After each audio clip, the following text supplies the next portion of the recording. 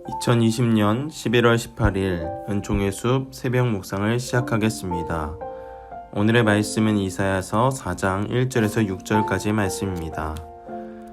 그날에 7 여자가 한 남자를 붙잡고 말하기를 우리가 우리 떡을 먹으며 우리 옷을 입으리니 다만 당신의 이름으로 우리를 부르게 하여 우리가 수치를 면하게 하라 하리라.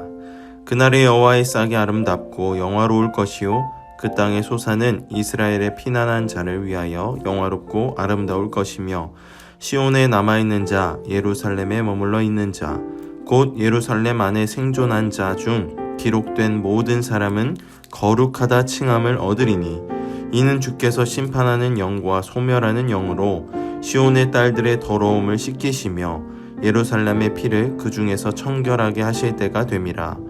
여호와께서 거하시는 온 시온산과 모든 지폐 위에 낮이면 구름과 연기, 밤이면 화염의 빛을 만드시고 그 모든 영광 위에 덮개를 두시며 또 초막이 있어서 낮에는 더위를 피하는 그늘을 지으며 또 풍우를 피하여 숨는 곳이 되리라.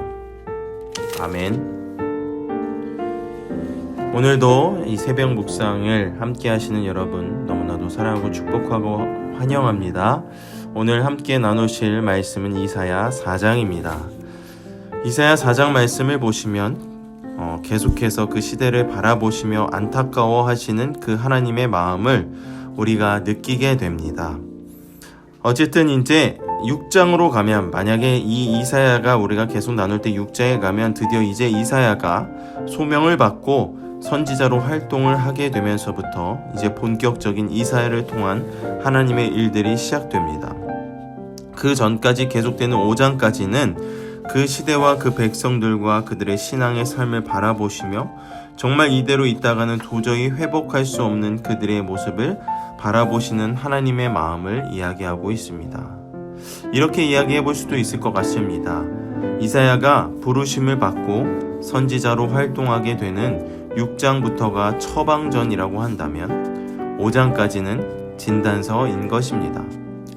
그 당시 그들이 얼마나 심각한 상황이었는지를 하나님께서 진단하시고 계시는 내용이라고 우리가 이해할 수 있습니다.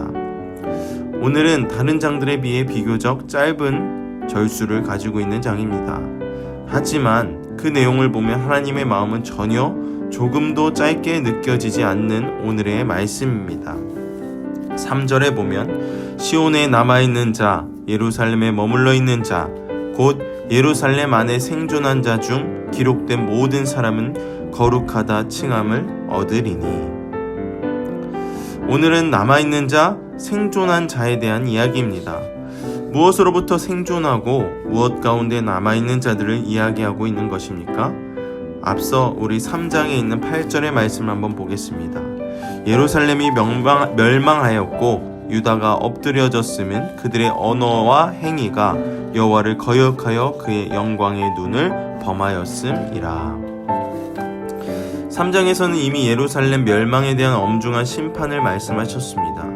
방금 읽은 말씀 가운데에서 그들이 하나님을 거역하였다고 진단하는 이유는 무엇입니까? 간단했습니다. 그들의 언어와 행위가 무너졌기 때문입니다. 우리 인간은 언어와 행위, 즉 말과 행동이라 하는 삶의 두 가지 기준들을 가지고 살아갑니다. 내가 무슨 말을 하며 하루를 살아가는가, 내가 무슨 행동을 하며 하루를 살아가느냐에 따라서 내가 어떠한 사람이고 어떠한 정체성을 가지고 있으며 어떠한 삶의 자리에서 살아가느냐가 보여지게 됩니다. 그리고 그것들을 하나님께서 보십니다. 가난한 자들을 탈취하고 부정한 방법으로 이익을 취하고 공정하지 않은 방법으로 거래하며 고아와 과부를 존대하는 것이 아니라 멸시하고 무시하는 것, 당시에 하나님께서 바라보시는 그들의 그런 죄의 모습들은 그들의 언어와 행위가 무너진 삶의 결과의 모습이었습니다. 죄의 모습들은 나타나는 현상이고 나타나는 결과입니다. 그 원인은 어디에 있었다는 겁니까? 그들의 언어와 행위가 무너진 데에 있었다는 것입니다. 그들의 언어와 행위가, 즉 말과 행동에 있어서 무너지게 되니까 그들의 삶에 죄의 모습들이 드러나게 돼버리니 그런 죄의 모습들로 가득하게 되니까 결국 심판을 말씀하는 시대가 되어버린 하나님의 진단이셨습니다. 자, 그렇다면 오늘 우리가 읽은 그 남은 자들, 생존한 자에 대해서도 우리는 똑같이 이해할 수 있게 됩니다.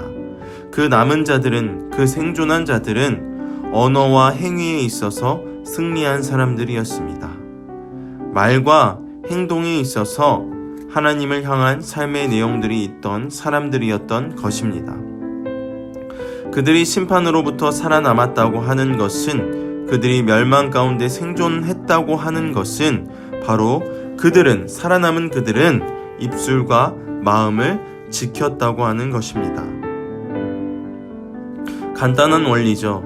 죄의 결과로 인해 심판을 받는 것이라고 한다면, 또한 그 죄는 언어와 행위가 무너진 데서부터 시작한 것이라고 한다면, 결국 출발은 이 언어와 행위로부터인 것인데, 그렇다면 이 남은 자, 생존한 자가 죄로 가득한 그 땅 가운데서 그 하나님의 심판으로부터 살아남을 수 있었던 것은 바로 언어와 행위가 지켜진 데에서부터였다고 우리는 쉽게 찾을 수 있습니다. 그 시온에 남아있는 자, 예루살렘 안에서 생존한 자들에게 오늘 말씀에 하나님께서 무엇이라고 부르십니까? 그들을 거룩하다라고 말씀하고 계십니다. 무엇이라고요? 너희들의 입술이 거룩하다. 너희들의 행동이 거룩하다. 너희들의 삶이 거룩하다라고 말씀하고 계십니다.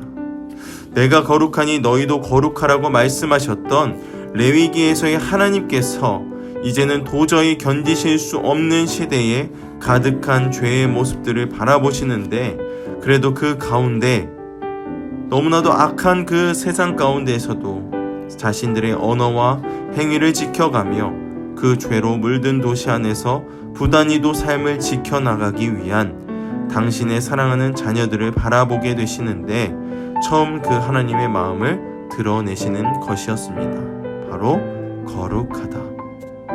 내가 거룩하니 너희도 거룩하라고 했던 그 거룩함을 너희들이 지켜냈구나.